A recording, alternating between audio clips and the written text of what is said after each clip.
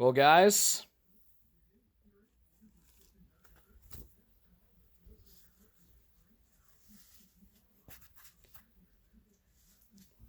I'm back.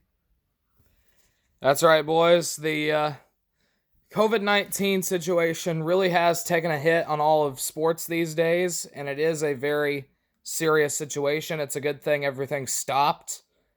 We need to try to protect the health of everybody here in the United States and around the world.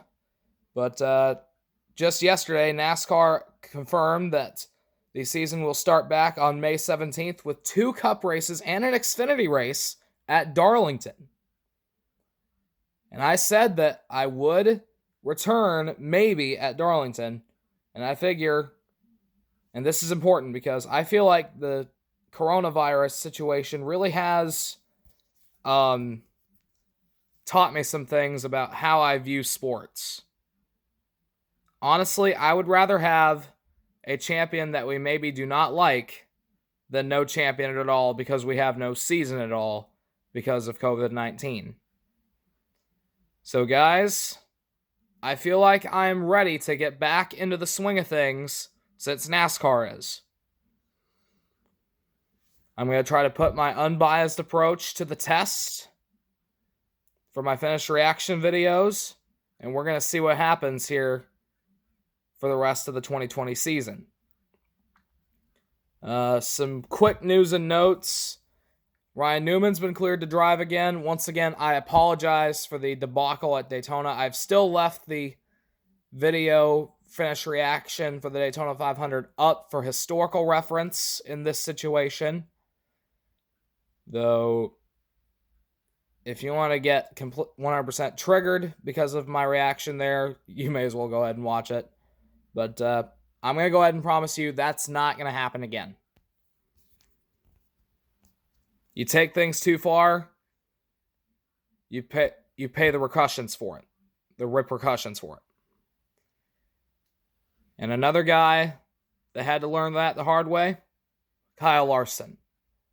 Earlier this past month, Larson, in a gaming stream for a racing simulation, was wondering if a spotter could hear him, and he ended up using a racial slur. I'm not going to mention the word, but he did use a racial slur there, and of course everybody heard it. He was then suspended by Chip Ganassi Racing and then fired. Suspended by NASCAR. And Chip Ganassi had to fire him so that way they could maintain their sponsors. So even though he could complete a tolerance test, I think it is, I somehow think his career is over. Prove me if I'm wrong, but nowadays, with the world being as politically correct as it is, you can't do things like that anymore. NASCAR has been proven year in and year out as the last great white Republican sport, but we're in times of change. With everything being politically correct, as I said, Republicans can't really proclaim control because they'll get mocked, ridiculed, and destroyed by everyone else in the media, which has really turned liberal. Now, I am impartial in terms of government, but I do think that calling somebody a racial slur in terms of being kind of pissed off because they apparently can't hear you, I just think that's wrong. You got to show a little bit more respect than that. And I feel like that could apply to me as well. Even though I haven't used any racial slurs, I have been kind of tough. For example, comparing Denny Hamlin to Satan, comparing the finish of the Daytona 500 to the turmoil of the United States government. Is that really called for? No, I don't think so. So, anyway, back to the Kyle Larson story. Just a couple of days ago, Chip Ganassi Racing announced that Matt Kenseth would take over the 42, which kind of surprised me because I would have thought they would have went with Ross Chastain. Still eligible for Cup points, he'll just need to switch over from Xfinity. They decided to go with Matt Kenseth, basically foregoing the rest of the year in points. Basically trying to prepare for next year because after this season, Larson would have been a free agent anyway, and he may have left anyway. So now that gives them more time to set up for next year. They have to try to keep Kurt Busch in the 1 for at least one more year, with the 1 to 2 more years with the new next-gen car coming out. It could be 2022 when it comes out because of the virus. But anyway.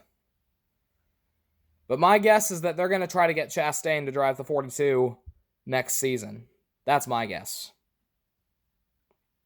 But anyway, the Larson story has taken an effect on me, personally.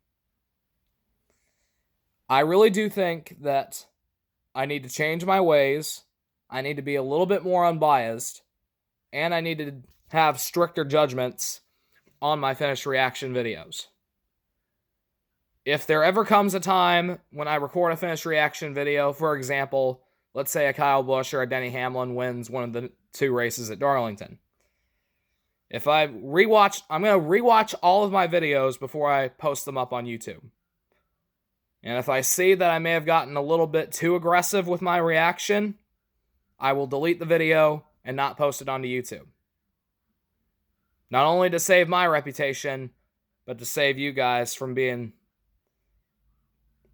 ticked off at me, ticked off at the fan base, or anything else. But guys, I'm excited about the rest of this year.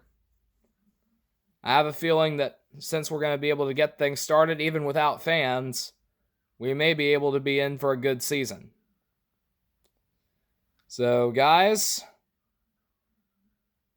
I will catch you guys around for the first of the 2 Darlington races on May 17th.